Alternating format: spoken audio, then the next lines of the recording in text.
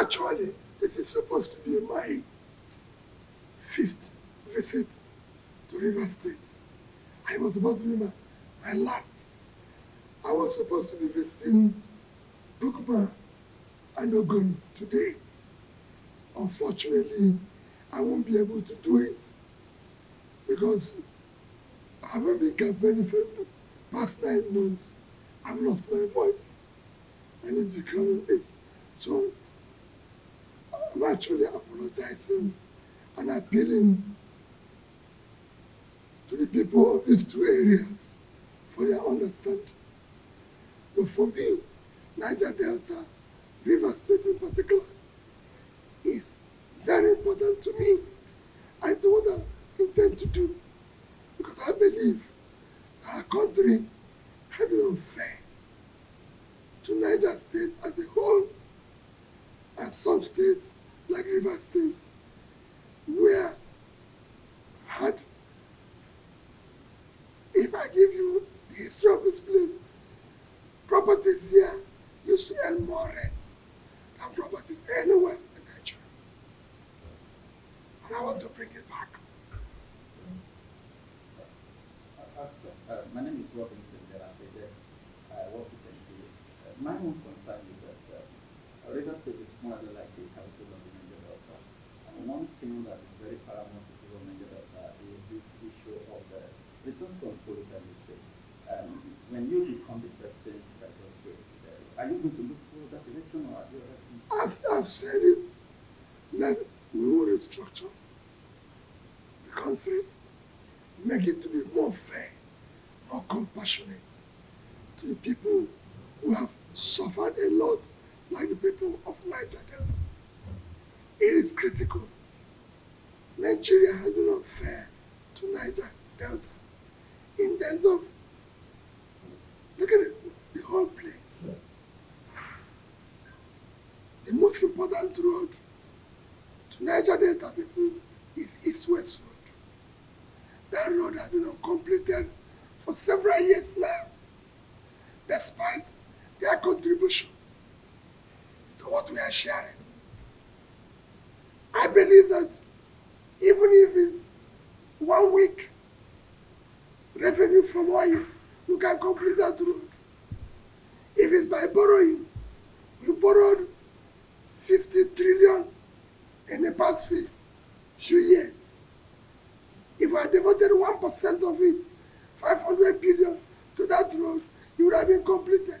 So if you look at it everywhere, today the environment is devastated. As I wanted to go to Ogoni, the environment is devastated.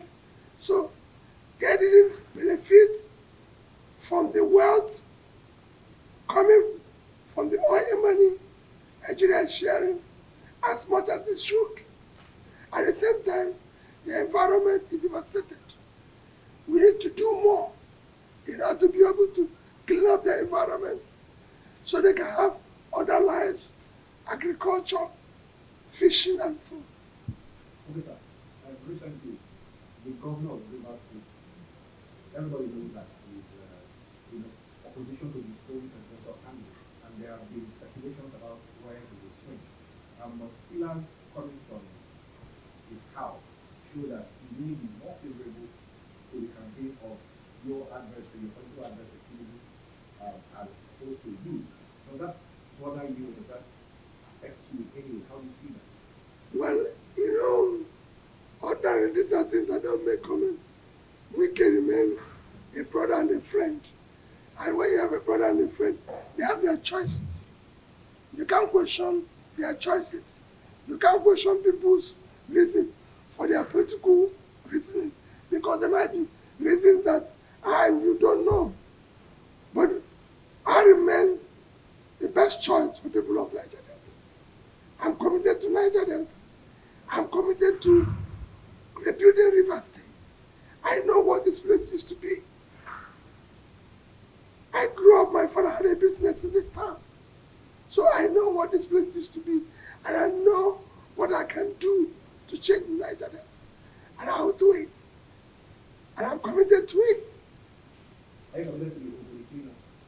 I'm committed to everything Niger Delta.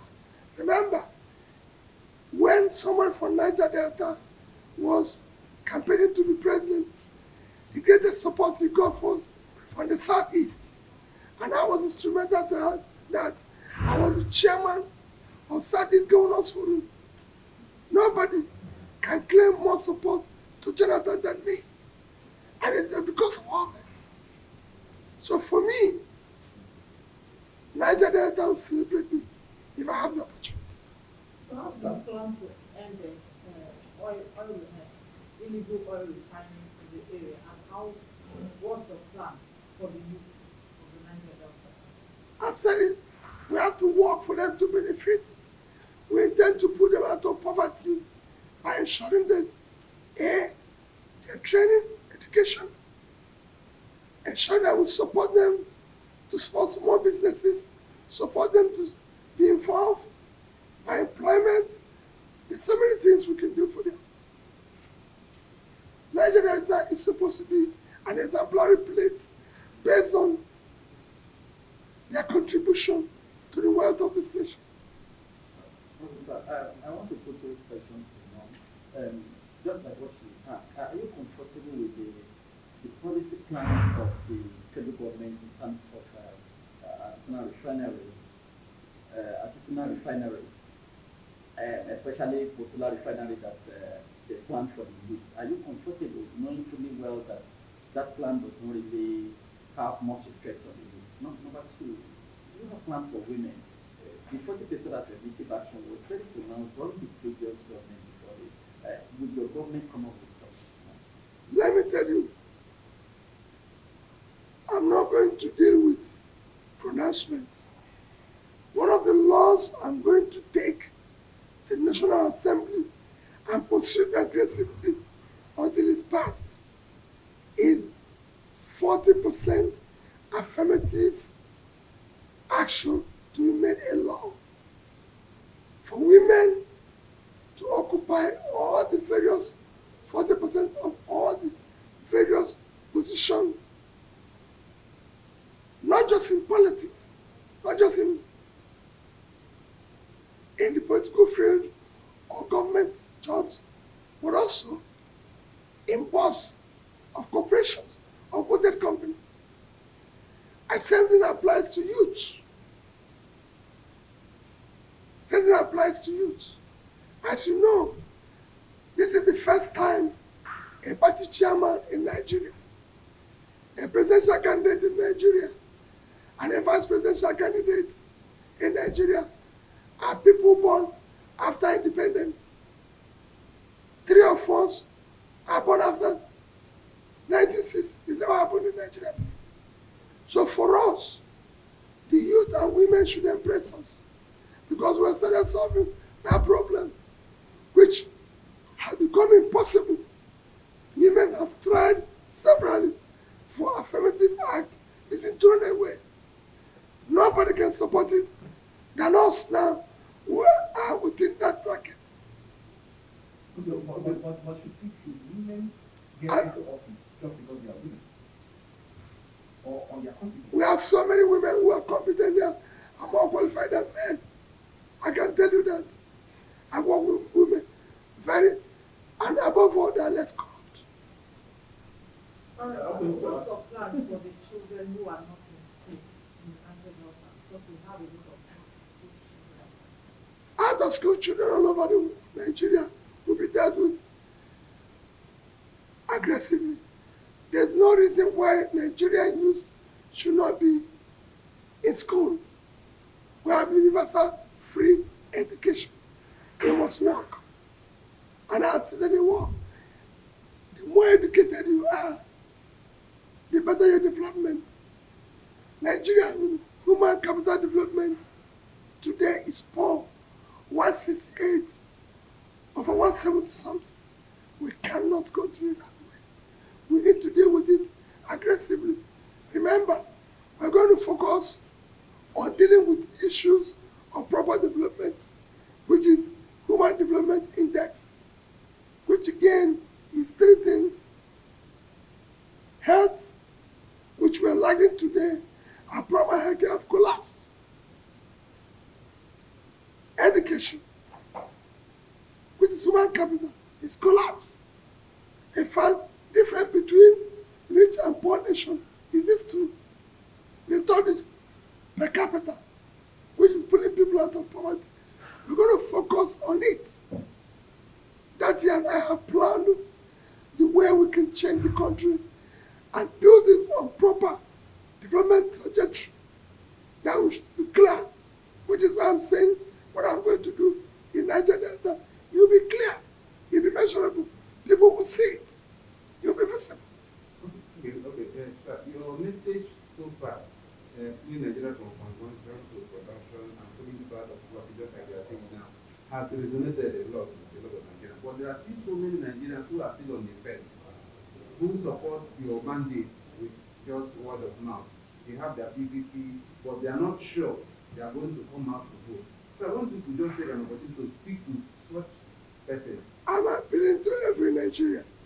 This election is an existential election for Nigeria. It is critical, it is important. It is about the future of this country. So I'm appealing to everybody to come out and vote, especially women. Why do I say so? Women suffer the brunt of bad governance because they are mothers. They care for their children, they care for their mother, for their husbands. So they need to come out, support this, because we're trying to safeguard and build a better future for their children. We're appealing to the youths. This is the opportunity. They have got a law not too young to run, but nobody's giving them the space. I grew up hearing we are future leaders. Until now, 62 years after, we are still future leaders. I don't know when it would have happened if we didn't come out now. Because people who are in their 80s are still occupying the place. It isn't so. This is the opportunity of youth to embrace what we're doing. What we're promising them is clear, it's documented. When I say we're going to put the country from consumption to production, it's very easy. And it's very measurable. Your total export for 2021 is 18.9 trillion. That at 650 is less than $30 billion. For a country of 200 million people living on 903,000 square kilometers of land, arable land, where 60% is uncultivated. Compare that with Vietnam. There are 100 million people, so they're half of our population. They live on 331,000 square kilometers, so they live on a third of our land. Their export in the same year is about $350 billion. We could not do 8-9% of what they did in the same year. And the half of our population, 1/3 of our land. And 90% of their export are manufactured goods. In fact, they did more in footwear, so shoes, than we did in oil. And I have 60,000 shoemakers in Aba. And I have 13 minutes drive to the sea here, to the ocean, where they can do the export. Can you believe it? They exported clothing, 32 billion, towards what we did in oil. And we have tailors all over the place in Nigeria. I can go on and on, show you other countries. What we are doing is what we've studied, compared countries after countries. not just promising. This election is, remember what I said, existential election. It's election to take back Nigeria and put it on a trajectory. Johnny, it's an election, it's a generational change election. Because you have, for the first time, people born after independence taking over. I recall being in America when Clinton was coming. And I said, this is the first time somebody born after the Second World War. And it changed. We want to change society. All right, sir. Sorry for your question. You identified that the Niger Delta region is being neglected. You also said that you're committed to the kingdom of the Ogoni. Not just Ogoni, the entire Niger Delta. Yes, entire Niger Delta. Yes. We know that there is the NABC and there is also hybrid, which has a set up to do this. Are you of the opinion that these, what's your assessment of these agencies? I don't want to assess yesterday. I don't want to assess yesterday. Yesterday is gone. Those who think about yesterday and today will miss tomorrow. If it was working, you would have felt it. You would have seen it. I'm not worried about that.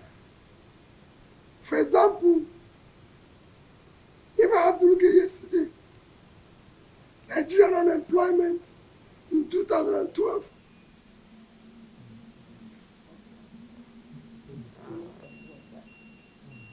Asked about yesterday and what is happening. If I want to look at yesterday, in 2012, Nigerians living in absolute poverty is 65 million. Today they are 95. Similar position is with those who live in multidimensional poverty. They've all increased tremendously. In 2012, our unemployment rate is 10%. Today, it's near 35. In 2012, our debt is about 10 trillion. Today, it's 77 trillion. So, there's quite a lot. My position is not to start comparing what happened yesterday, but to start reversing it. So Nigerians can look and say, oh, after 1 year, 2 years, the unemployment have come down from maybe say 35 to 30 or 25, whatever I say. They can look at it and say, oh, number of absolute poverty have moved from 95 to this. We want to do what is visible, measurable, people can feel it. As I always said, it will be demand-driven. People can feel it. That's what we're not doing here. So people just come and promise something. If we're doing it, some people won't be campaigning today. Considering where we were and where they brought us to. And they're still telling us they'll continue in that direction. And people are clapping. Please, can you take a break? Just takes a sip. Are you comfortable with it? What plan do you have to design in such a way that the youth in Nigeria who are the target stakeholders of the policy will be involved in it? Then, secondly, maybe back up to that is the amnesty program that is ongoing. Would you leave it as a program where the boys just go and collect money at the end of two things is very clear. One is that subsidy must go. Because presently it's organized crime and it's not sustainable. We need the resources to invest in clear development areas. That's one.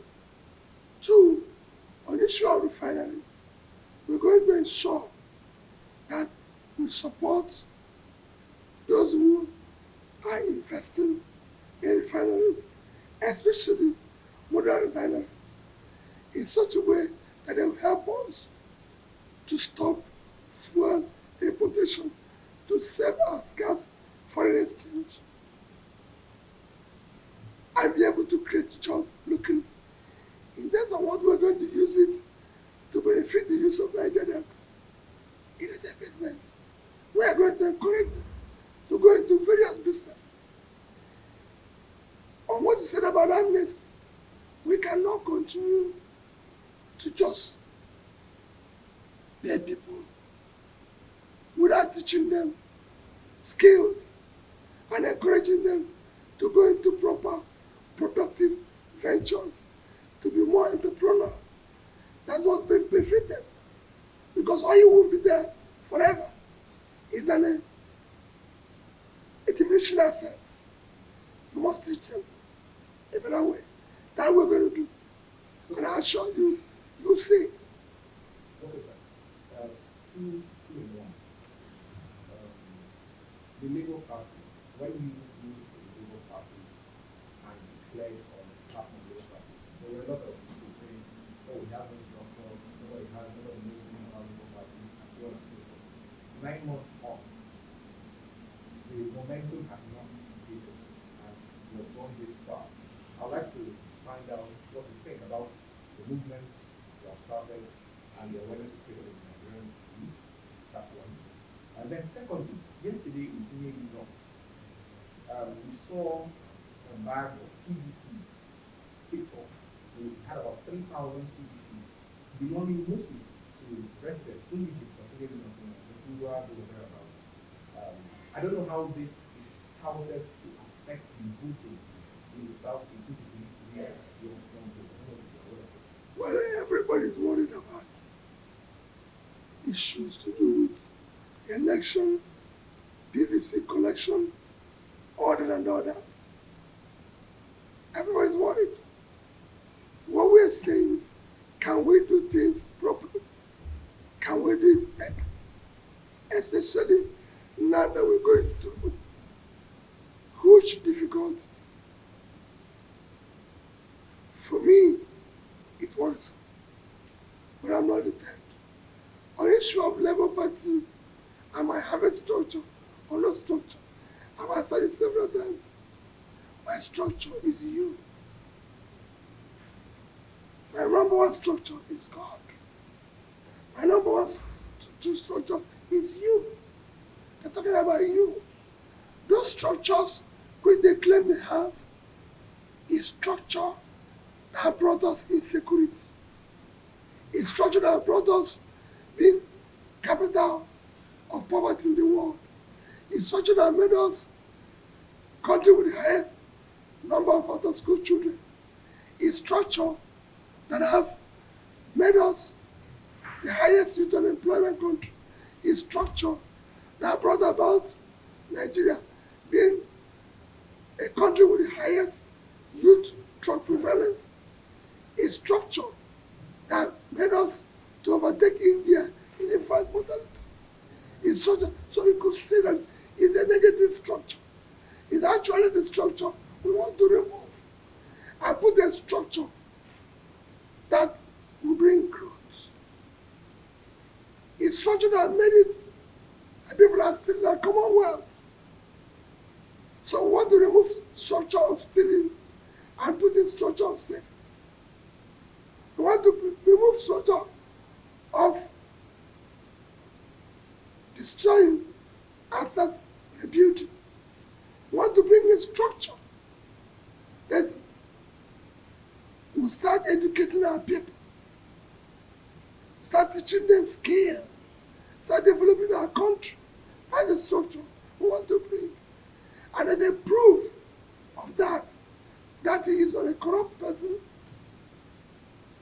I have governed the state for 8 years, and I have challenged you journalists, everybody, go and show me where their money is missing.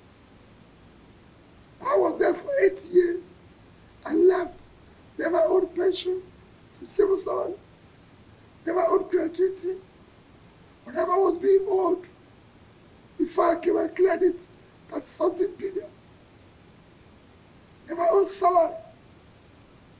Never owed any supplier or contractor that have executed his job the day I was leaving. And I left in 3 banks in Nigeria. Access Bank of Nigeria, $50 million, over 10 billion. Fidelity Bank, $50 million, over 10 billion. Diamond Bank, $50 million, over 10 billion.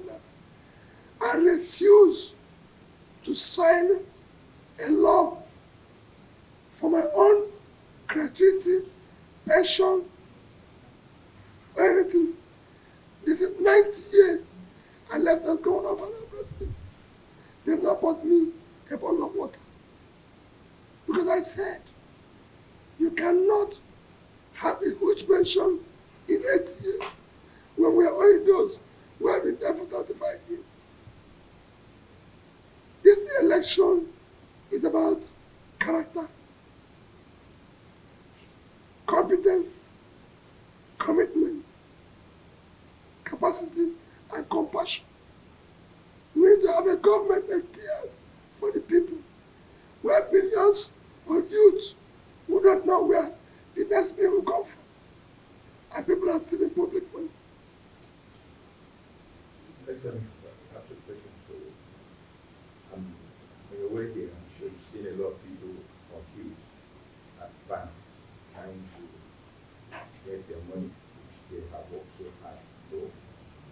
I just want you to give me your views on the current currency policy of the present government and its impact on the citizenry. Do you think it could have been done better? Are you satisfied with it? The way the hour for people are prepared away? Do you have any fears about the outcome of this election? If so, what are they? Thank you. On the issue of narrative design, for me, I support it. It has a long-term economic implication that will be positive for the country. India did it, and look at the impact. It comes with initial problems, but we would have done it better. We would have targeted making sure that we have enough for depositors, loan depositors, unbanked, and micro small businesses. Those who are keen and those who just need 10,000, 20,000. But the policy was targeting those with billions. So it should be targeted those with billions, even when people say it's for election. I said, okay, they don't do election with 10,000. They don't do election with 20,000. So we should have taken care of those who are small depositors, those who are unbanked, those who are the small businesses, like the mama put, food seller, those who sell granola. We should have had sufficient supply for them. And that has the urge for that government to deal with. On the issue of fuel scarcity, Nigeria has nothing to do with that. It shows what I'm saying. I don't want to be trapped in the past. How do we do it? The job of a leader is not to be complaining or finding excuses. It's to be solving problems and explaining to people why things are not happening. And then I'm committed to. On the outcome of the election, I don't really have any fear. My fear is that God, who brought us this far, should help us to start the real job of turning around this country.